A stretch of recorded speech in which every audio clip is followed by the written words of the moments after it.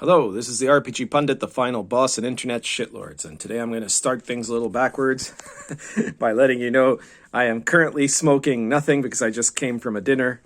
I had some pipes there. So if the only reason you were watching this video was to find out what I'm smoking, I guess you're done. Otherwise, let's proceed. Today, I wanted to talk to you about random tables because quite some time ago someone suggested I should do a video about how to best use random tables and, what are good or bad random tables. So I've got some books here to give some examples of it. And I guess to start with, I would say the first thing that you need to consider if you're like making random tables is that tables have to have a certain number of variables. And a table that has very few variables is a table that is only useful for very limited situations. For example, you might make a table that has only 6 entries, right? So you roll 1d6 and you get the result. But that's only if it's for some kind of a mechanical process that has very few possible results, or for a mechanical process, or for an encounter type process that is meant to be used once, for, let's say, I don't know, a rumor table where you could determine 6 different possible rumors or something like that. For tables that are meant to be used over and over again, you need to have enough variables. This is something that I've criticized in certain RPGs, including some Avengers products. And so a table that has a good number of variables, pulling out Lion and Dragon here, dropping things too, apparently. All right, that's not the page I want. Here we go. So my magic items table, right? You're rolling a percentile dice. There aren't 100 entries, but there's quite a lot of them. So it allows for, considering in Lion and Dragon, magic items are more rare than in D&D. When you get them, there's something special. But I had to have enough entries that you're not going to just keep getting the same stuff all the time, right? Another good example would be for an encounter in a wilderland area where you can have a classification of a number of possible entries. And, using a D100 table in a situation like this is useful because it allows you to determine probabilities. So, for example, here the odds of getting a fantastical creature is only 1%, whereas a wild animal is a 20% chance, because, of course, you're much more likely to find a wild animal in the woods than some kind of a weird fantastical creature like a griffin or something like that. Okay, so that's in short the mark of how to make a good basic random table. But there's another aspect to this, and actually I've just forgotten. Hang on one sec, because I've forgotten one of the books I wanted to bring. You also want to create random tables that are intertwined with each other, right? Especially when you're creating setting. So I'm going to pull out, the Dungeon Master's Guide. This is a deluxe reprint of the original first edition Dungeon Master's Guide. It was one of the things that was part of my contract for being a consultant on 5th edition. The most useful part of the Dungeon Master's Guide, there has a lot of useful parts. The most useful parts are found in the appendices. And screw Appendix N, it's the least useful of all the appendices. Most of the other appendices are more useful, but especially the ones that have random tables. And one of the most legendary parts of the first edition Dungeon Master's Guide is the random dungeon generation system. So what you get here is a set of interconnected tables that allow a DM, if he wants to generate an entirely random dungeon with all kinds of details of what the rooms are like, the corridors, number of exits, contents, does it have treasure, does it have monsters, tricks and traps, etc.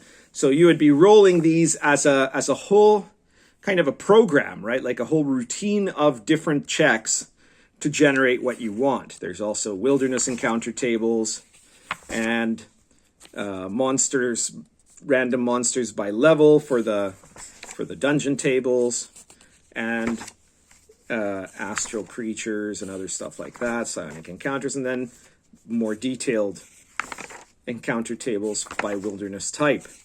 So all of those are extremely, extremely useful tables for a DM, because it means that with the stuff that's in here, you know, for determining terrain and determining creatures in terrain and dungeons and the monsters in the dungeons, all of that permits you to basically generate, if you really wanted to, you could try to randomly generate an entire area and then populate it. There's also the famous city encounter tables and generation of random creatures from the lower planes.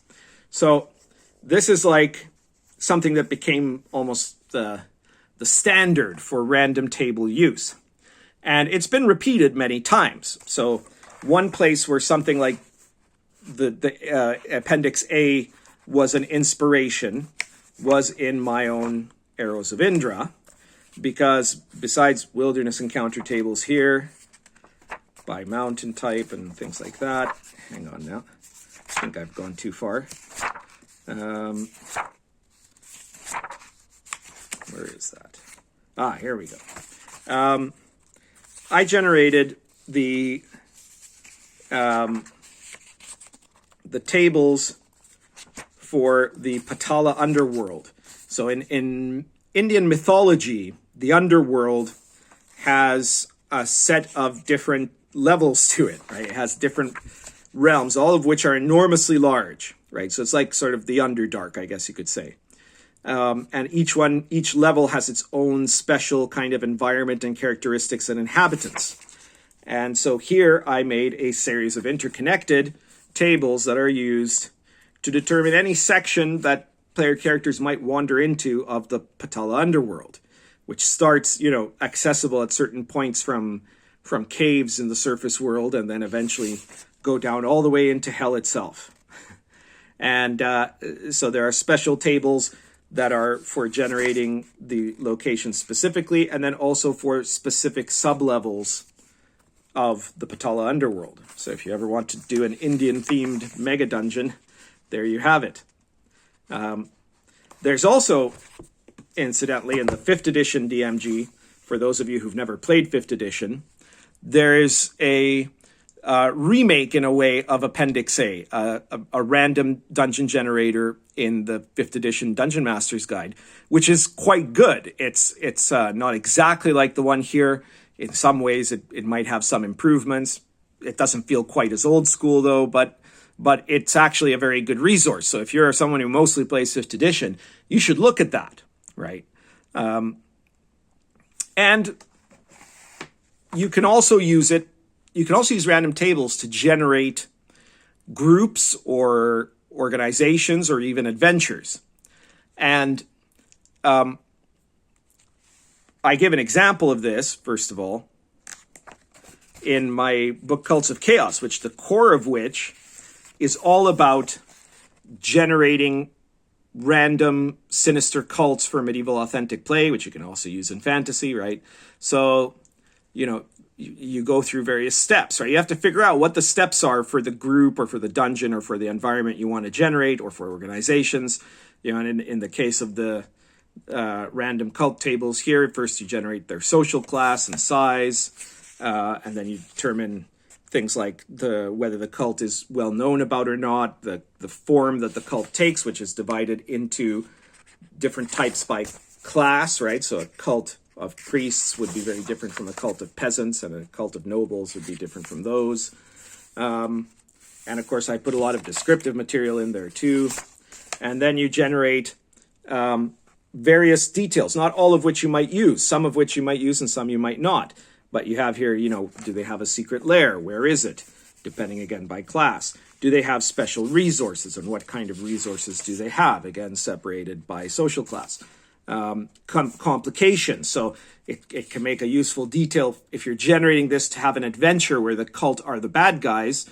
You know, are there certain details of the cult that has got that forms a problem to their plans, either because the local authorities have taken attention to it, or because the cult has been divided into a schism, or because they need a special item, or things like that. And of course, there you want to make a very big table, because you don't want to. What you want to do is these sorts of generation tables, when you're making them, you have to think in terms of how can you make these? The only point of making these as a resource is if what you make is something that can be used over and over again and will consistently produce results that are interesting. That's number one. And number two, that they're sufficiently different every time you generate it, that it won't feel like you're treading over old material. So one of the things, recognition methods of the cult, taboos and obligations, lots of stuff here, cult ritual examples. So if you use all these tables, you generate a cult, the way that it's set up, the odds of you getting two cults that are exactly alike are almost impossible. And the odds of getting two cults that are very, very similar to each other are quite rare. So you can make use of this resource over and over again. That's what makes it different than just writing an adventure or generating a fixed setting, is that the variety that you can make is going to be what will make it so appealing, right? Because you can reuse it as a resource over and over again. And in some cases, modify it to what you need at the time. So that's the real point of making use of these types of interconnected random table systems for generating specific goals. So this is really what you should be aiming for if you're designing tables, whether it's for your campaign or whether it's for, writing a product. You want to make sure that the random tables have a sufficient variety and they have sufficient diversity within them, not, like political diversity. I mean, like diversity of options, that you can end up reusing those tables over and over again. As far as if you're a DM, though, let's say that you've got something with a set of random tables, the question comes into play, well, when do you use them and how often do you want to use them? And the thing about random tables is that they create a contribution to the sense of a living world.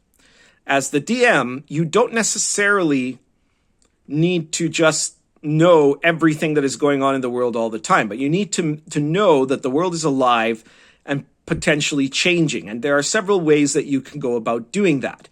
And of course, one of them is to get into the head of your NPCs, your organizations, a chronology of what's happening, and work with that so that things change around the PCs, not just because of the PCs, but, they go somewhere, then they leave for somewhere else. And when they come back to the place they were before, the place they were before shouldn't look exactly the same. Things should have changed, right?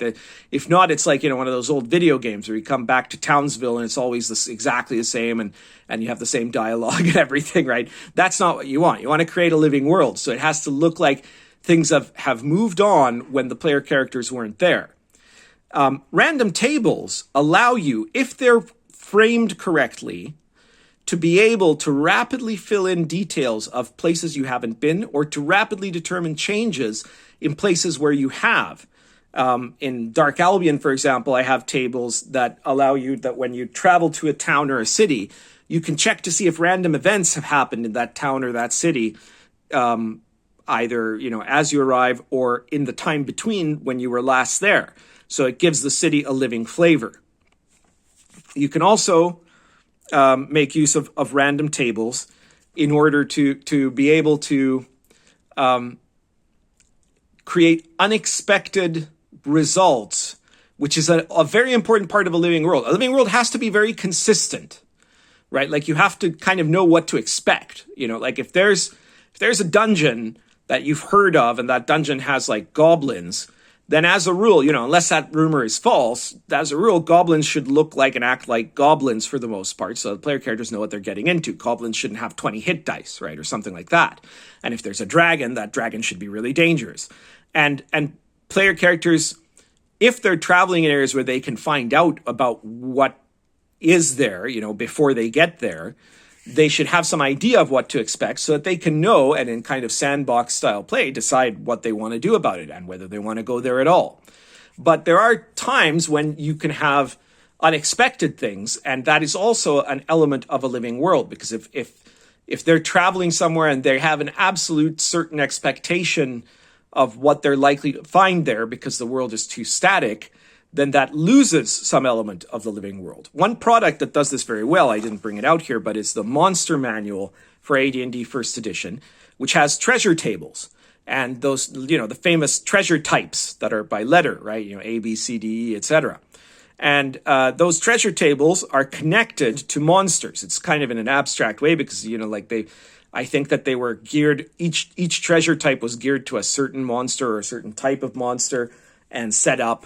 So that gives you usually a predictable amount of treasure for the type of monster that you're fighting. You're not going to fight 3 orcs and find 20,000 gold pieces, but you're also, you're not likely to fight a dragon and find 3 coppers, but they're made in a very clever way because every treasure type, if you look at that table, every treasure type lists a certain amount of treasure, some of which are individual treasures. So, you might, if you kill an orc, the treasure type might be 1d6 gold pieces, and that's all you're going to get. If you're fighting a horde of orcs, you might get like a lettered treasure type that has a lair treasure in it. And in those, what you get are percentage chances of each type of treasure. So you might have like 1 to 10,000 silver pieces, 30% chance. That means you roll percentage dice. If you get 30 or less, that treasure is there. If not, it isn't. And that means fighting a random band of orcs, getting to their lair and checking out their treasure. 2 different bands of orcs might have very different ranges of what treasure you find. You might end up fighting 100 orcs and end up getting the mother lode because the DM rolled randomly and all the treasure types came out and they all came out pretty good. And so there's, tons of treasure within the range of what orcs could possibly have in their lair. Or you might find that the DM crapped out and he had very little treasure. You might end up fighting 100 orcs and all you'll get is 1,000 silvers for all your trouble. And that's the sort of thing that helps create a sense of a living world. That's very useful. I do something similar, again, in Lion and Dragon, where I have the random treasure tables medieval style. I didn't make them into treasure letter types. Well, I do kind of A, B, C, D, F, G, H, but each of them are titled to explain what they are, right? So if you're fighting a bunch of peasants, you're going to roll either a D4, a D8, or a D10 times on the table of, a poor opponent. If you're fighting an animal, non-supernatural animal lair, so 75% for every time you roll that you're going to get nothing. A supernatural intelligent animal has got more likely to have important stuff. Same thing with tombs and catacombs. Religious will have more religious stuff than most people will.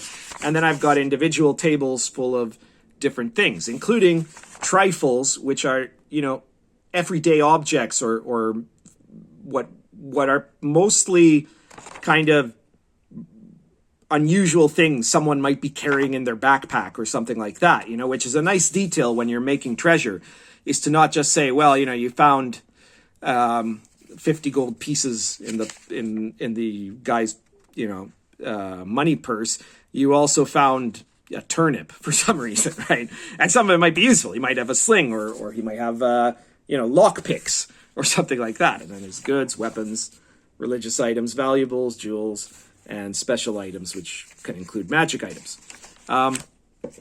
Now, when you're a DM and you roll random tables, there are going to be times when you might want to alter them, right? You might want you might decide that what you've rolled is actually not what you want. And there are good reasons and bad reasons for doing that. Usually, it's a bad reason to do that if the reason you want to fudge the roll is just because you think that what is being produced is either too much or too powerful or whatever, or too little, or not going to satisfy the players or something like that. That's exactly where that question of the living world enters into it. the good situation for fudging these things are if you're using random tables. This should hopefully turn up, namely when you're using random tables that might not be directly, that aren't your own creation or that aren't directly taken from the genre you're in. Like, let's say you're running standard D&D, but you're using the Lion and Dragon tables for some reason. And you decide, well, no, that just doesn't fit. It doesn't fit the world that I'm playing in, or it doesn't fit the area where the players are, so I'm going to change it, right? That's a good reason to change it, most of the time. And then somewhere in between those two extremes, there's the question of, is it interesting, right? So if you get a result and you think, well, this isn't interesting, then that's kind of a personal call, right? And sometimes you may want to change the result if you think the result is uninteresting. One of the most legitimate reasons to change it if you think it's uninteresting is if the result is something very similar to something you just had relatively recently, right? Because then, unless there's a good in-world reason for that to happen, like, let's say, I don't know, you're in a goblin lair and you're fighting goblins, and it turns out, well, the last room you had, one of the goblins had a bar of soap, and then you find another bar of soap or something like that. Stupid example, but let's say, right?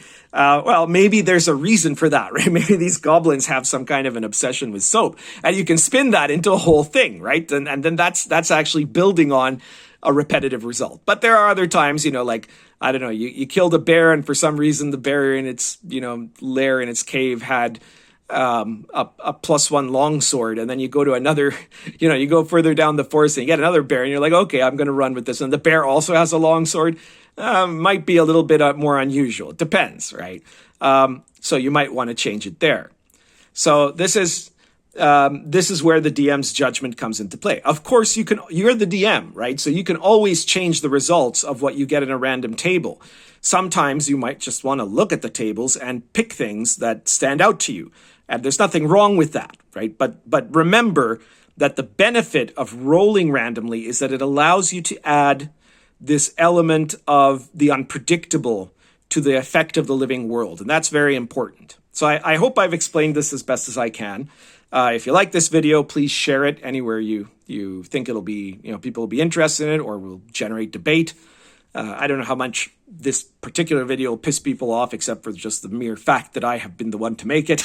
But if you find that, great. Like the video, subscribe if you're not subscribed. And if you're interested in supporting me, or you're just interested in what you've seen today from a few of my products, well, check out my products. The links are all in the description below. You might want to buy my stuff. I'll be very grateful if you do, and I'm sure you're going to find it really usable. I love when people tell me, I've been running Lion and Dragon, or I've been running Star Adventure or Invisible College or whatever, and I'm having so much fun with it with my group. That's like the greatest thing in the world to me. And I also like it when people say, you know what, I'm running Lion and Dragon, but I'm using it to play a vampire campaign. I'm like, great, I'm not one of these guys that says, you must play my game rules as written, make with it whatever you want it. If you find really creative things to do with my products, I'm very happy about that. So check out all my books, Lion and Dragon, Star Adventure, Invisible College, Arrows of Indra, Dark Albion, Cults of Chaos, and check out also my PDF series. If you don't have a lot of cash, there's 106 issues of RPG Pundit Presents. They all cost anywhere between 99 cents and $4.99. And you're going to get a product. You're going to find something on that list of 106 that you're going to like and that you'll also be able to use in your game. And so it's like you're buying me a coffee, but you're also getting something for yourself. So I strongly encourage you to check it all out. And I guess we'll see you next time. Thank you.